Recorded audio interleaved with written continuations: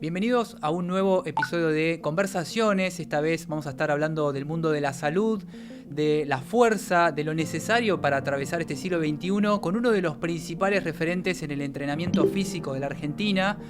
No tiene precedentes, digamos, las cosas que ha hecho con los equipos, con los profesionales que ha trabajado. Horacio Anselmi, ¿cómo estás? Bienvenido. Muy bien, gracias. Me pone muy contento que estés acá, Horacio, que puedas compartir tu experiencia y que también podamos llevárselo al público en general. Este programa es posible gracias a las siguientes empresas. Iprogom es una empresa con más de 30 años en el mercado, dedicada a la seguridad industrial y también a la prevención de incendios, con instalaciones preventivas ante los incendios. Y en el caso también de Calay, una empresa que ya lleva más de 80 años en el mercado, cuidando lo que más te importa, porque Calay es seguridad que da confianza. Calay, 80 años protegiendo lo que más te importa. Cerraduras, cerrojos, pestillos, candados y llaves. La misma calidad que nos hizo líderes, hecha hoy con tecnología de avanzada. Calay, seguridad que da confianza. Bueno, vamos a empezar esta conversación con Horacio. De vuelta, gracias Horacio por estar acá presente. Me gusta mucho esto de poder difundir nuevas formas de pensamiento con personas y personalidades como la tuya. Horacio estuvo con los principales deportistas de la Argentina, Del Potro, Nalbandián, Gabriela Sabatini, entre tantos otros. Y bueno, quiero empezar por esto, ¿no? ¿Cómo es la mentalidad de un deportista? ¿Qué es lo que tienen en común todos ellos con los que has trabajado y también con otros deportistas que por ahí no trascienden tanto, pero que son también de alto rendimiento? Pasión, argumento número uno. Tienen determinado orden mental, o sea, son personas metódicas y que tienen una organización en su vida que les permite escalonar esfuerzos para llegar a un objetivo. ¿Ves diferencias entre una persona que hace deporte de forma recreacional versus un deportista, obviamente de alto rendimiento? ¿Cuáles son las principales diferencias que notás entre ambos? Básicamente los niveles que quieren alcanzar. Para mí es muy importante que las personas intenten llegar a su mejor versión. Y si tu mejor versión sirve para coquetear con el mundo entero, es más divertido. Pero ya es una situación altamente buena alcanzar para cada cual su mejor versión posible. Vos has hablado mucho de este tema también de prepararse, hacer que todo suceda, ¿no? Trabajando en un montón de variables y todo eso. Bueno, por lo que vos decís también son muy puntillosos y están al mínimo detalle de tantas cosas, ¿verdad? Sí, sí, pero tampoco es tan difícil. O sea, acá estamos hablando de todos los componentes. Imagínate que vos tenés que hacer una torta. Perfecto. Sí. ¿Tenés harina? Sí. ¿Tenés manteca? Sí. ¿Tenés huevos? Sí. ¿Tenés azúcar? Sí. Entonces podemos tener una torta. La máxima expresión de uno mismo tiene que ver con determinados componentes. Uno de ellos es el entrenamiento, otro de ellos es la alimentación, otro de ellos es el descanso. Y a partir de todos esos componentes se cocina la torta de tu mejor versión. Con el trabajo de fuerza se abren un montón de temas que quiero tocar con vos. Es importante el trabajo de fuerza, sobre todo con los últimos descubrimientos, y vos sos un especialista del tema, hacés pesas desde hace muchos años. ¿Qué es lo que hace diferente a una persona que hace pesas, por ejemplo, que una que no lo hace? ¿Qué se diferencia? Tiene más fuerza. Sí, sin duda. Y tiene más fuerza es tener más plata en el bolsillo. Y tener más plata en el bolsillo significa más plata para comprar harina, huevos, azúcar, manteca, para poder hacer la torta que vos quieras. ¿Qué ves que hay en relación entre la forma de pensar, la mentalidad, el cerebro y el trabajo de fuerza? Bueno, primero que descubrieron que el músculo es una glándula endocrina y al principio creían que tenía determinadas hormonas asociadas, las mioquinas, las citoquinas, y ahora descubrieron una nueva, que no es nueva, tiene unos 20 años esta aparición, BDNF, que es una hormona que va directamente al hipocampo y que tiene acción directa sobre todas las circunstancias que hoy nos están castigando: Alzheimer, Parkinson, pérdidas de la memoria y enfermedades mentales de todo tipo que te aquejan cuando sos grande. Si empezás a hacer actividad física con deporte, no sé, musculación, por ejemplo, trabajo de fuerza con todo lo que tiene que ver con la salud, ¿esto permite a una persona mejorar su forma de pensar? ¿Podemos hablar de eso? ¿O es una forma muy organizar sus pensamientos de una forma distinta? Digamos, ¿da una mentalidad distinta una persona que entrena, por ejemplo? Yo creo que en ciertas etapas de tu vida debería ser, casi te diría, obligatorio. ¿Por qué? Porque si vos estás hablando de toda una serie de problemáticas de la etapa postpuberal, adolescencia y demás, y vos le estás aportando a ese niño seguridades personales a partir de las características de las cosas que te brinda el entrenamiento, más fuerza, más rapidez, mejor aspecto físico, estás de alguna manera moldeando una personalidad a partir de cuestiones palpables, lógicas. Entonces todas esas inseguridades se pierden, todas esas peleas con el medio se resuelven, porque vos le estás aportando un algo que le cambia trascendentalmente su posición en la vida. Para mí, en ese momento es clave. Sobre todo la infancia o la juventud. La etapa postpuberal. En la infancia, si te enseñan a hacer muchas cosas, está perfecto, porque también... Te da habilidades. Claro, cuando vos te cruzás con un chiquito criado en el campo, Sí. en un lugar semirural, que se sube a los árboles, que se tira de los árboles, que juega con los animalitos, que tira piedras, que hace cosas de chico silvestre. Y ese chico lo confrontás con un pibito que vive en un departamento rodeado de sus enseres electrodomésticos y cositas que tienen que ver con la tecnología, y de repente salen a jugar juntos al parque. Vos notás que un chico tiene notablemente más seguridad que el otro. Esa seguridad personal se la dio el movimiento y su capacidad de entender lo que su cuerpito puede hacer. Se te fue la vida, tenés varios años más, pasaron décadas. Una persona que es más grande, ¿puede empezar una vida? ¿Puede construirse de nuevo? Empezar de 0 a los 70 años va a ser su mejor versión claramente a los 80 y algo. Por ejemplo, si nos vamos a segmentarlo por sexo, si estamos hablando de hombre y mujer, hay muchos mitos en este tema también, por ejemplo, que la mujer que entrena o empieza a dedicarle atención al cuerpo, que dice, bueno, me voy a masculinizar, por ejemplo, una mujer que empieza a entrenar, empieza a hacer trabajo de fuerza, ¿es tan así esto? Yo pienso que todo tiene que ver con todo y tiene que ver con la racionalidad que vos encares cada etapa de tu vida. Si tu entrenador es una persona lógica y hace las cosas lógicas, vos vas a tener tu... A ver, el entrenamiento es una cosa que generalmente sale muy bien. Entonces, si el planteo está bien hecho, vos vas a tener algo que es sumamente mejor que del punto donde arrancaste. O sea, nadie se masculiniza por el efecto del entrenamiento en sí mismo, sino por un error conceptual en el momento del planteo. O sea, y nada es tan inexorable y tan inmediato. O sea, no, yo no voy a hacer pesa, me van a salir músculos. No te van a salir en 10 segundos los músculos. Te vas a dar cuenta en el proceso. Con respecto a la alimentación, hay un montón de temas ahora con las dietas, por ejemplo, o también se habla del tema de los macros. ¿Son modas? Yo creo que dentro de muy poco tiempo vas a tener que en la escuela le van a hacer un examen de saliva a los chicos y a partir de la saliva van a saber sus polimorfismos genéticos y a partir de eso van a saber qué son, de dónde vienen, las características de sus ancestros y cómo es su linaje, inclusive desde el punto de vista alimentario. Se van a descubrir qué cosas tienen más facilidades metabólicas para ellos, o sea, van a descubrir claramente qué les hace bien comer y qué no les hace tan bien comer. Bueno, a partir de ahí el ordenamiento va a ser infinitamente más sencillo. Hoy por hoy es un poquito ensayo-error, pero yo creo que se va a ir a una pulcritud alimenticia absoluta. ¿Vos hablás de algo que tiene que ver con lo genético en esto? Claro. Decimos, mi genética a mí me permite, por ejemplo, comer ciertas cosas o no, o a aceptarlas mejor o procesarlas mejor que otra persona que por ahí vos no. Te la resumo en mi propia persona. Sí. Si bien en mi casa, mi mamá y mi abuela, cuando le tocaba cocinar, rara vez hacían pescado, cuando yo empecé a viajar como atleta y a ir a centros de entrenamiento extranjeros y estaba bajo mucho estrés físico, siempre decidía comer pescado. Como que a mí, muy cansado, el pescado me hacía bien. Perfecto. Cuando empecé a analizar un poco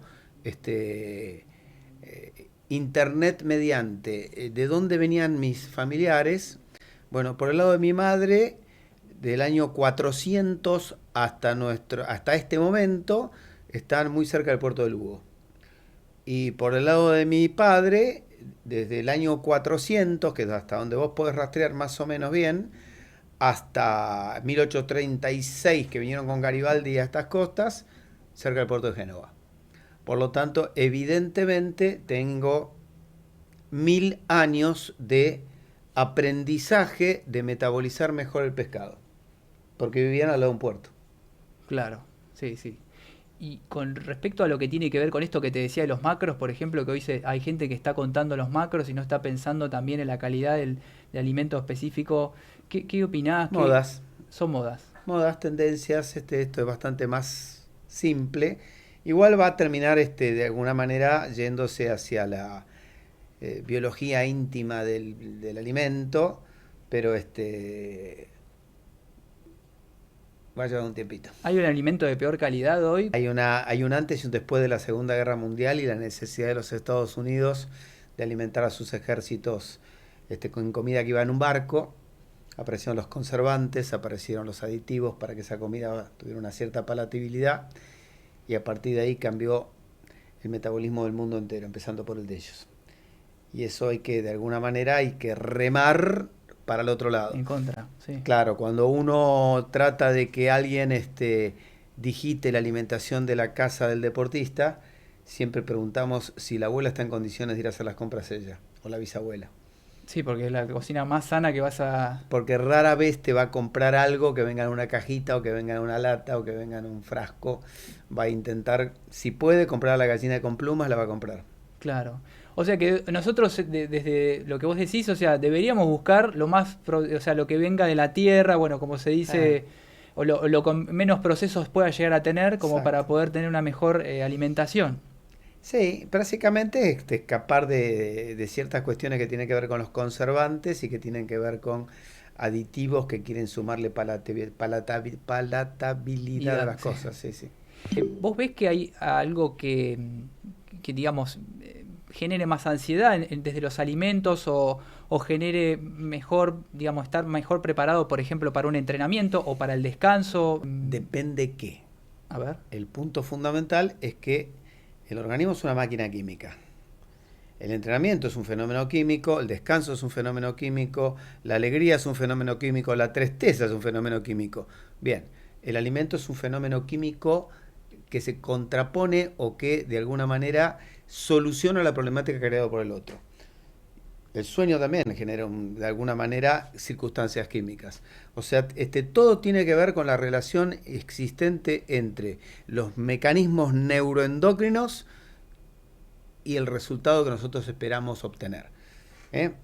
Creamos condiciones nuevas a partir del entrenamiento, creamos condiciones nuevas a partir de infinidad de cosas, del aprendizaje, pero tenemos que compensarlos con otras. Ahí entra la alimentación, ahí entra el descanso. Por lo tanto, va a haber determinadas circunstancias ligadas a la alimentación que van a contraponerse a la propuesta que vos hiciste, que es diferente en cada caso.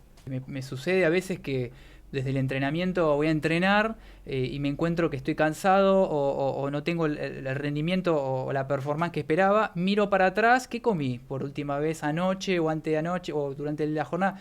Bueno, y probablemente haya cierta correlación con lo que comí y eso también me hace sentir... Ni más ni menos. O hasta dormir mal, no sé. No, dormir mal es tétrico, o sea, Sí. Y depende que hagas, hay dos grandes líneas más de dos grandes líneas, pero vos podés levantar pesas o correr. Sí. Levantar pesas y las podés levantar rápido o lento. Imagínate el escenario más complejo. Levantás pesas y las levantás de manera explosiva, rápida. Sí, Bien. sí. Tenés una acción del cerebro de altísimo nivel, tenés una cierta preponderancia de las proteínas y tenés toda una serie de cuestiones que están ligadas a la forma que te entrenás. Ahora vos haces cosas fáciles y extensibles en el tiempo. Salís a andar en bicicleta, tranquilo, por la ruta durante muchos kilómetros. La respuesta es totalmente distinta. La alimentación es totalmente distinta. La acción del cerebro es totalmente distinta. Ambas cosas son entrenamiento, pero son absolutamente disímiles y necesitan respuestas distintas. Más allá del entrenamiento físico, la fuerza, los deportistas también de alto rendimiento, la mente es muy importante para también tener, ensayar la jugada, por ejemplo, y repensarlo varias veces. Es como hasta parte del entrenamiento estar repensando ese circuito. El atleta de alto nivel es fundamentalmente un tipo muy inteligente. El movimiento te transforma en una persona más inteligente. Si vos, si nosotros pudiéramos tener en la Argentina la educación ligada al movimiento, por ejemplo, enseñarle a un nenito de 4 años que se mueva para adelante si ve el color rojo, se mueva para atrás si ve el color verde, se mueva para la derecha, que todavía no la tiene determinada, pero para algo que está hacia ese lado. Integra distintas partes del cerebro, claro. Integra diferentes partes del cerebro y liga el movimiento a actividades cerebrales. El movimiento, los sonidos, determinados discernimientos. Entonces vos creás un tipo más inteligente. O sea, de alguna manera alguien que se crió en un medio selvático va a tener recursos de inteligencia para sobrevivir a la selva, trasladables claramente al desempeño escolar. Muchas veces con los futbolistas que se crían en una situación que por ahí hay precariedad, digamos, en una situación que falta por ahí comer algunas veces al día, o por ejemplo pienso en los kenianos que por ejemplo no comen o comen una vez al día y corren con las zapatillas que encuentran en ese caso. ¿Qué hace que ese deportista diga, sea una sorpresa? Y vos también tenés mucha visión, habiendo visto muchos deportistas de todas las edades. ¿Qué hace que esta persona tenga esas condiciones? ¿Ves algo en común entre estos casos? 5.000 años de herencia genética.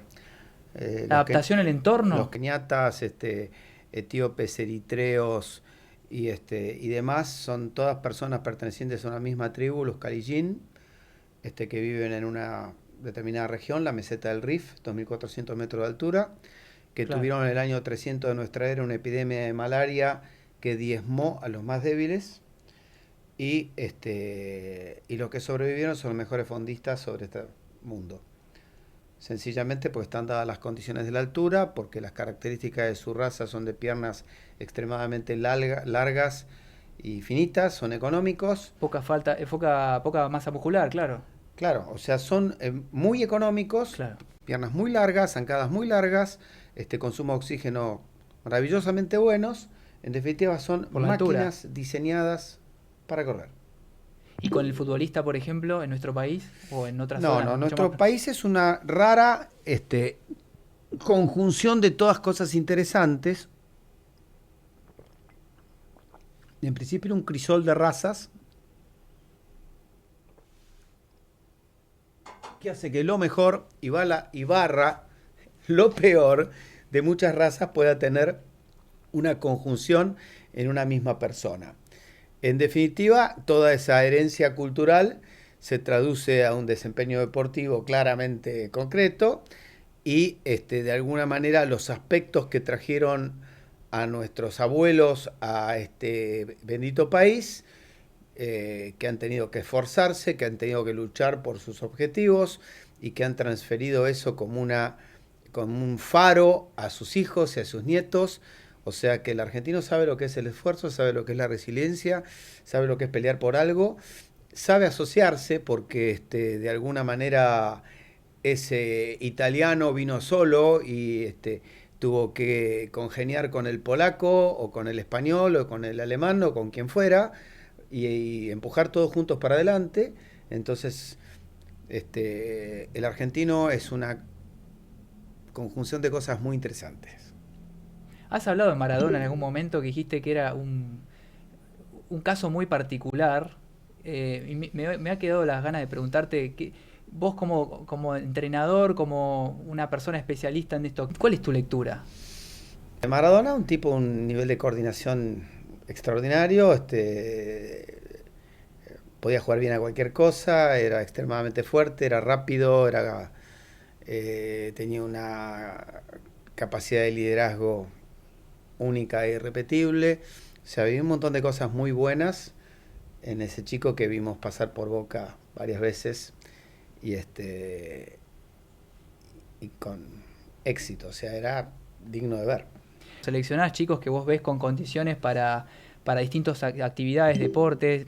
Contame qué ves en un deportista, en una deportista que decís, esta persona la veo haciendo una carrera. En principio, la primera determinación se hace a partir del esqueleto. O sea, un esqueleto de piernas cortas sirve para una cosa, uno de piernas largas sirve para otra, uno de brazos cortos para otra cosa, uno de brazos largos para otras, en definitiva, los esqueletos marcan el tipo de disciplina deportiva donde vos podés llegar a tener un nivel de destaque. Después hay otras cuestiones que tienen que ver con los reflejos o movimientos que vos haces porque sí, como por ejemplo cruzarte de brazos, vos te cruzás así, no así.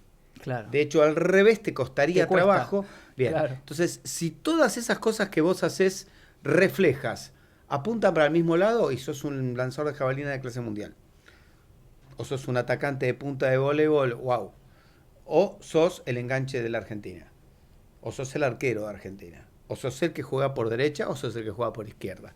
O sea, depende de tus características reflejas. Entonces, tenés esqueleto, características reflejas y después tus niveles de potencia y tus niveles de fuerza. Cuando vos venís con un piso muy alto, tu techo va a ser increíble. Y has visto varias de estas promesas de los mejores Gracias tenistas. a Dios, muchísimas. Qué alegría que hayas podido y los hayas llevado a competir y hayas estado en todo ese proceso. O sea, el proceso es algo maravilloso y es un regalo que uno se hace. O sea, cuando uno llega con alguien que lo que tiene son las ganas, obviamente con las condiciones, sí, y lo ayuda en su proceso para llegar al cielo, está bueno.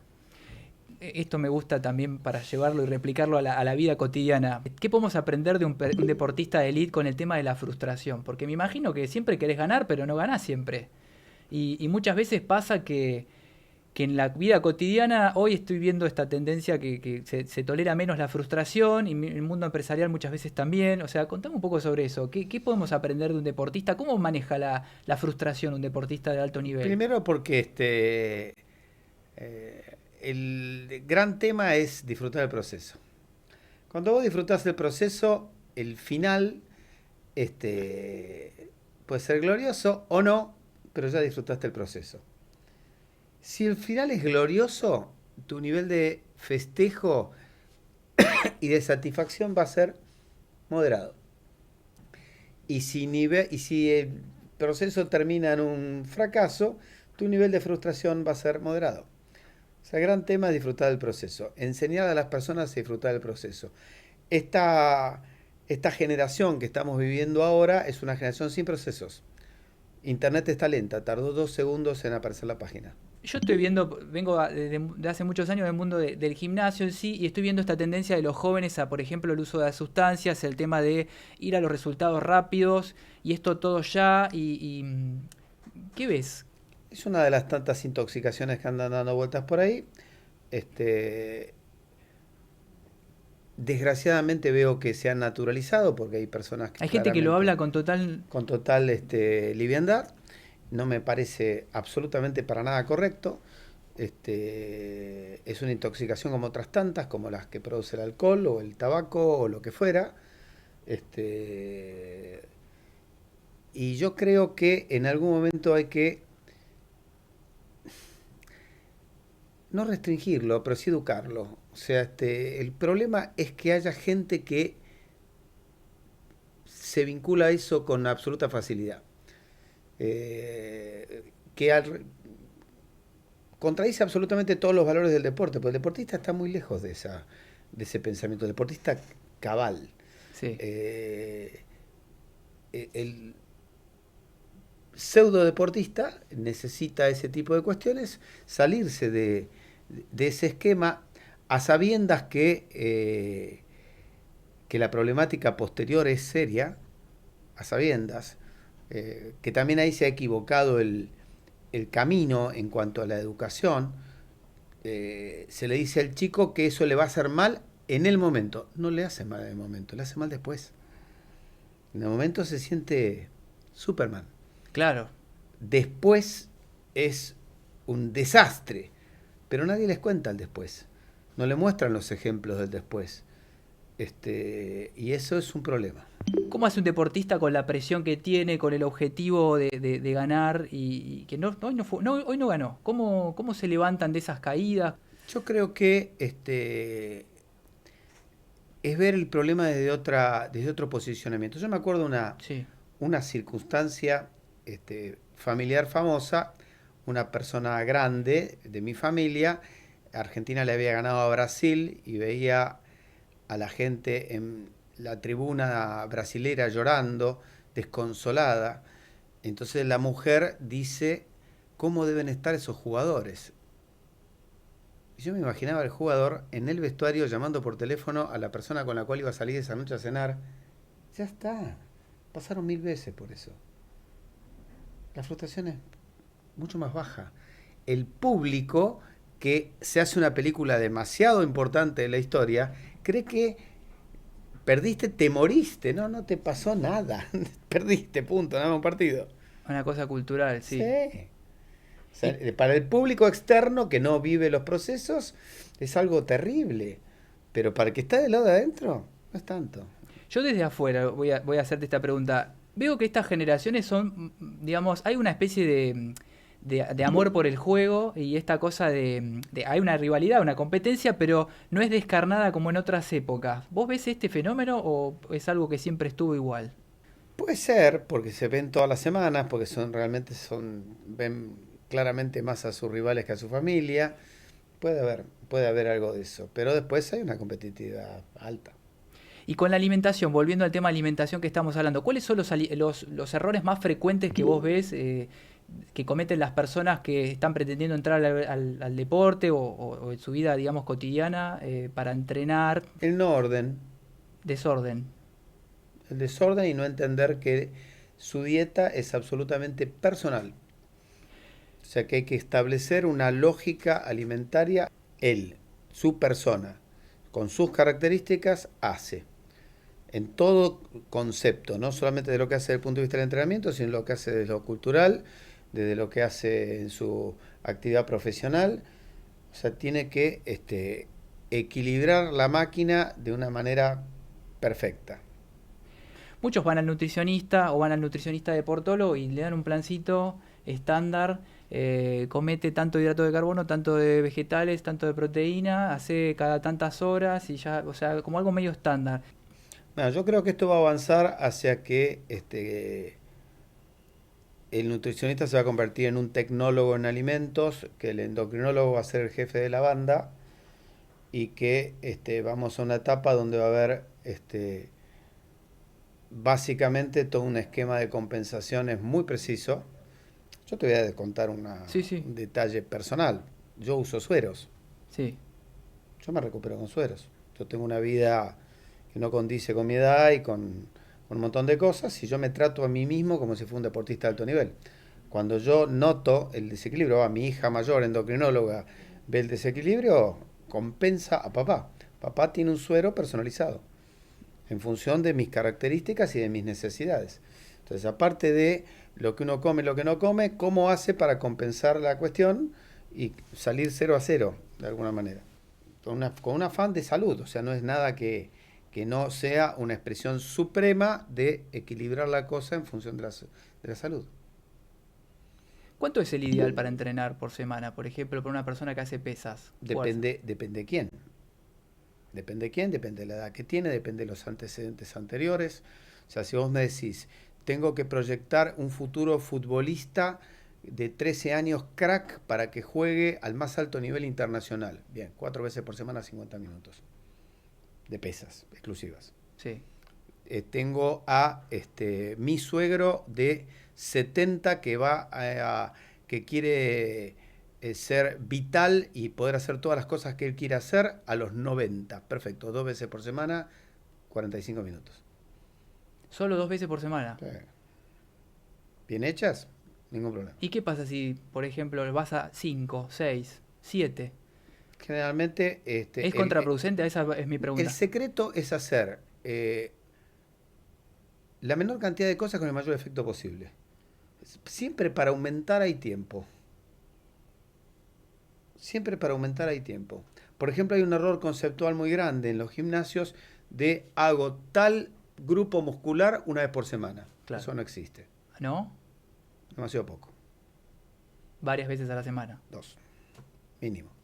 Sobre todo piernas. Sobre todo cualquier cosa que sea una cadena de movimientos. Necesita como mínimo 2 estímulos, si no, no tiene de dónde agarrarse.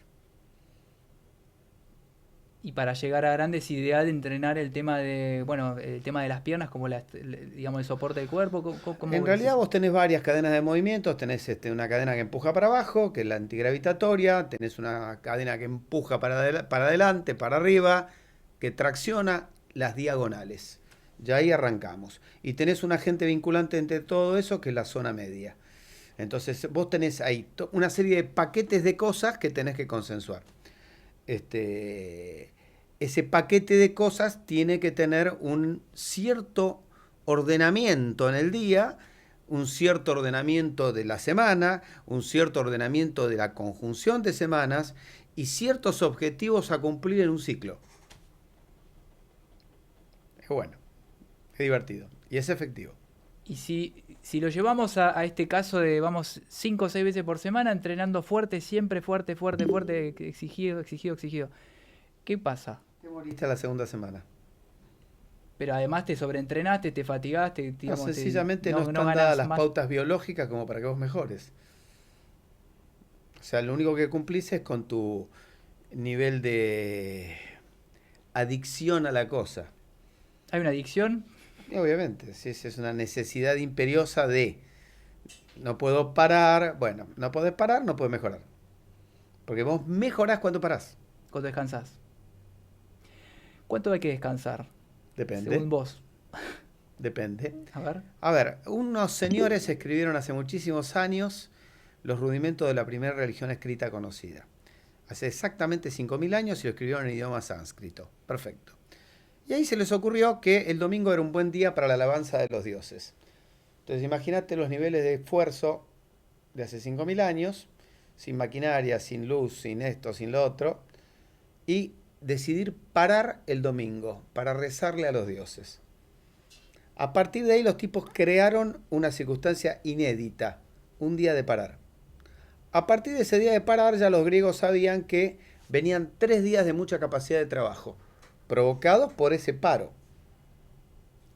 A esos 3 días de gran capacidad de trabajo, que no se les podía agregar un cuarto, porque no había cómo, a ese paquete de 4 lo llamaron tetra. 1000 años después, los rusos a esa tetra le agregaron que el día subsiguiente, 3 de gran esfuerzo, 1 de recuperación, le venía un día donde vos aprendías lo que habías hecho en esos 3 días y podías demostrarlo en ese 5.º día. Ese fue el fenómeno de la puesta a punto en los deportes.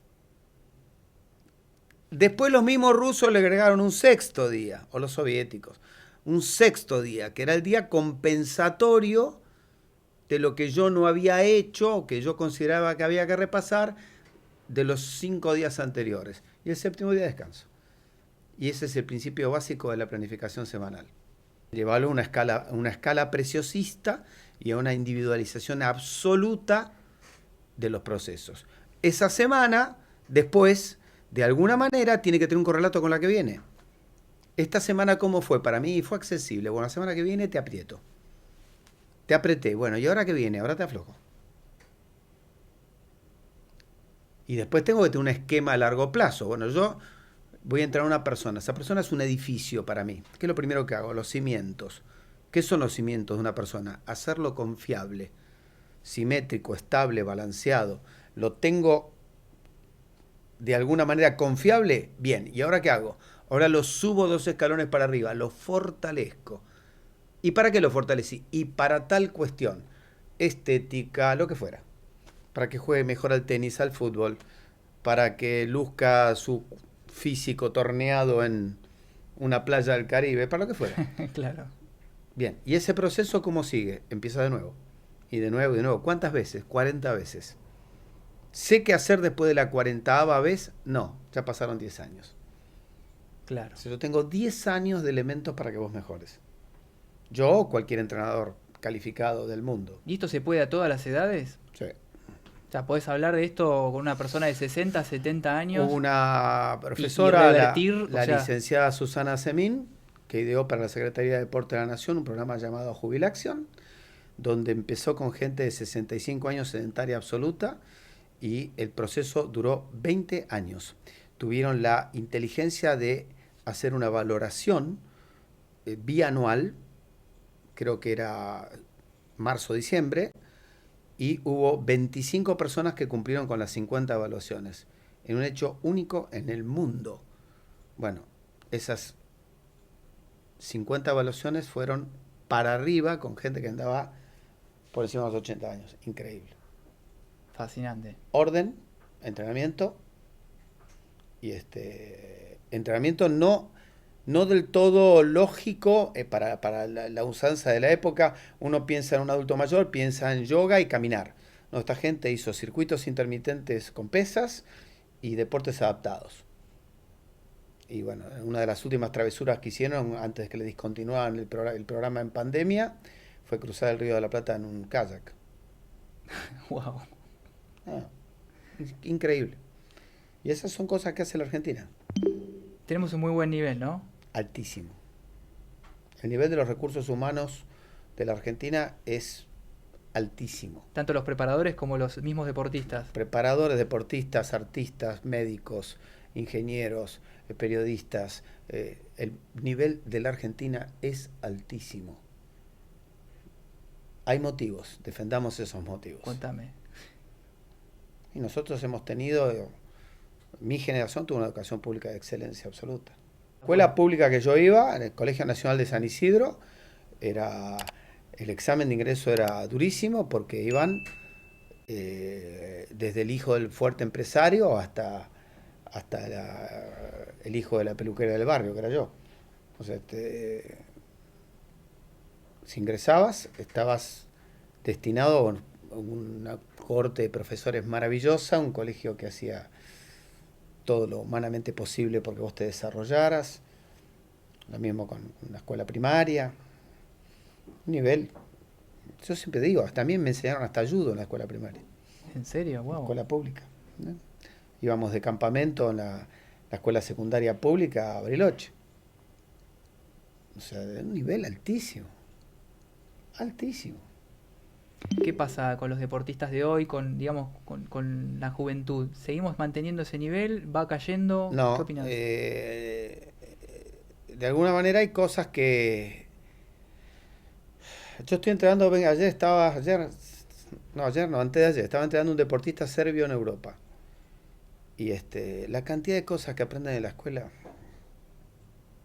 y que vos no tenés que enseñar, la cantidad de movimientos, fases coordinativas, es una envidia, determinadas cuestiones que aprenden en Serbia. En Serbia, Sí, sí. bueno, Sí. Serbia, en ciertos lugares de Europa en general, tienen formación escolar desde el punto de vista del movimiento soñado.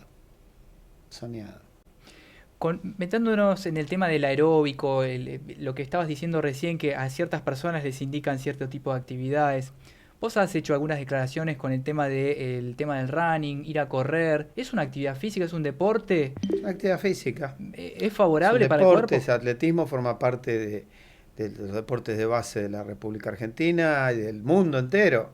Y obviamente que son diversas alternativas que permiten ordenar el movimiento. Pero mucha gente dice, bueno, voy a empezar a correr o andar en bicicleta para bajar el tejido adiposo. ¿Hay otras mejores indicaciones? Adelgazar vas a adelgazar. El tema es si vos querés vaciar la pileta de natación con una cucharita de té o con una bomba. Yo prefiero vaciarlo con una bomba. ¿Y eso sería? Y eso sería circuitos intermitentes neuromusculares en el ámbito de un gimnasio. Para darle un ejemplo a la gente que no sabe un poco del tema. Son series cortas, Sí. intensas, vinculadas entre sí con descansos muy cortitos y cambiando por completo de tipo de actividad entre una serie y la otra. Entonces es lo que inventaron los alemanes hace muchísimos años, en el siglo XIX, los circuitos, pero cortos, exigentes y que altamente vinculados con mucha inteligencia se transforman en una herramienta extraordinaria para la pérdida de peso corporal y que tienen una enorme participación de la Argentina en el diseño. Mira. Que de hecho se conoce por una circunstancia deportiva gloriosa, que fue el campeonato del mundo ganado por Marcelo Domínguez, un boxeador que que competía en una categoría que no era la de él, porque tenía que bajar mucho de peso, que bajarlo de peso era muy difícil, y que bajaba con circuitos intermitentes neuromusculares. Y, y bueno, cuando él gana el título del mundo, una pelea cubierta por la prensa, porque fue en Monte Carlo y porque veníamos de la época Monzón, Galíndez, donde el deporte estaba muy, pero muy posicionado en la opinión pública, el país se paraba para ver las peleas los sábados a la tarde. Bueno, el hecho fue que todo el mundo estaba pendiente del bendito peso. Y cuando él da el peso, sin correr, sin estar abrigado, sin dejar de comer, bueno, la pregunta fue cómo hizo. Y lo que hicimos fue un circuito intermitente neuromuscular, y fue bajarme del avión y tener que explicar en la Facultad de Medicina que habíamos hecho hace 25 años. Quiero preguntarte, meterme en el tema del sueño, que es un tema, uno de los pilares también, entrenamiento, descanso y alimento. En el descanso, ¿qué pasa si yo no duermo bien? Si yo no descanso bien. Hay ciertos factores de la recuperación humana que se dan exclusivamente en el sueño. O sea, no dormir es drástico con respecto a la performance humana. ¿Soy más proclive a tener lesiones, por ejemplo? O sea, no mejorar. ¿O no mejorar? No mejorar. De hecho, qué sé yo, en las fuerzas de seguridad que tienen grupos especiales y que tienen gente que tiene que tener un nivel de performance altísimo porque depende de ellos su vida y la vida de otros. No le des turnos rotativos, dejarlo dormir. Dejarlo dormir, no los tengas de guardia. Porque no tenés cómo generar gente de altísimo nivel si no duerme. Y si yo duermo poco y tengo que entrenar igual, ¿conviene o prefieren es preferible no entrenar esa jornada y quedarme descansar un poco más, digamos? ¿Es mejor dejar el entrenamiento para dormir? Es mejor que te pise un tren o que se te Un caiga auto, un árbol sí. encima. Claro. Son las dos malas. Sí, tenés que dormir. O sea, no podés no dormir, no podés no compensar el desgaste que hiciste con la alimentación que corresponde, no debes entrenar mal, esto es para perfeccionistas. Un deportista de alto rendimiento, ¿cómo se toma el tema del descanso? ¿Qué hace en su cotidiana? ¿Está en su casa? Lo primero que hay que entender es que un deportista ligado al espectáculo no es tan de alto rendimiento. Es un deportista ligado al espectáculo. Entonces hay que extrapolar futbolistas, tenistas y toda una serie de cuestiones que giran alrededor de un espectáculo. Ok. Un deportista de alto nivel, entonces es un deportista amateur que de repente lanza una jabalina. De repente levanta pesas, de repente corre los 10.000 metros, de repente, o sea, tiene una actividad muy puntual y muy exigente. Bueno, ese es Jesucristo. Hace todo bien.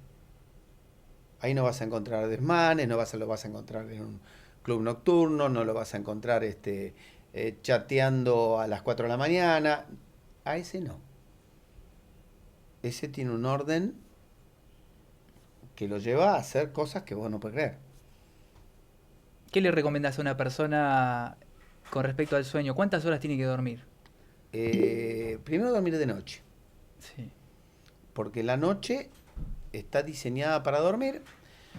No quizás con la pulcritud que lo haría un vikingo, que se iba a dormir inmediatamente después que caía el sol y que los rayos infrarrojos del atardecer o del anochecer le pegaban en el rostro y le generaban un aumento de la melatonina cerebral, y que se despertaba con el alba y que los rayos infrarrojos del amanecer le generaban biogénesis mitocondrial. Todo eso no existe más. Pero sí existe la noche y su oposición con respecto al sol por parte de la Tierra. Con lo cual tus niveles de STH, somatotrofina, crecen 20 veces y tu capacidad de recuperación crece 20 veces. O sea, nos regeneramos cuando dormimos mejor. Nos regeneramos, no mejor. Nos regeneramos. Sí. No podrías vivir sin dormir. Te voy a hacer la última pregunta que me gustaría saber y dejárselo a nuestro público también. ¿Qué le recomendás a una persona que es grande, está a mediana edad, pero ya, digamos, pasaron varios años de los años que tendría que haber empezado a hacer actividad física para que empiece. ¿Qué le recomendás? ¿Con qué le recomendás que empiece? A ver, para mí, entrenar claramente es ir al gimnasio. Si nunca fue al gimnasio, que vaya al gimnasio. Que se busque un entrenador personalizado bueno, que haga ahí una especie de casting de alguien que lo motive, que lo condicione, porque el sedentario normal no tiene esa cultura de. Entonces necesita a alguien que le haga el tutorial. En el mismo contexto que vaya pensando en sí mismo como si fuera un atleta de alto rendimiento cuyo objetivo es cumplir con el pentatlón de la vida misma. Poder subir su carrión arriba del avión cuando se vaya de vacaciones, poder levantar a upa al nieto, poder levantarse rápidamente si se cae por la calle, sin daño alguno, poder cambiar la rueda del auto y que se programe como si fuera un atleta de alto nivel para eso y que le dedique prolijamente 3 veces por semana y que le dedique prolijamente una organización alimentaria que tampoco lo condicione, porque comer es un placer, por lo tanto ver cómo se puede ordenar sin salirse de sus pequeños placeres que forman parte de la vida, que duerma de noche y que disfrute de una vida mejor. Muchas gracias, Horacio. Fue un placer. A vos. Gracias a ustedes por estar en este episodio, haberse quedado hasta el final, disfrutarlo. Gracias por suscribirse y reenviárselo también a la persona que le vaya a interesar aprender más sobre cómo transitar mejor este siglo XXI con todos sus desafíos. Les mando un abrazo grande. Chau, chau.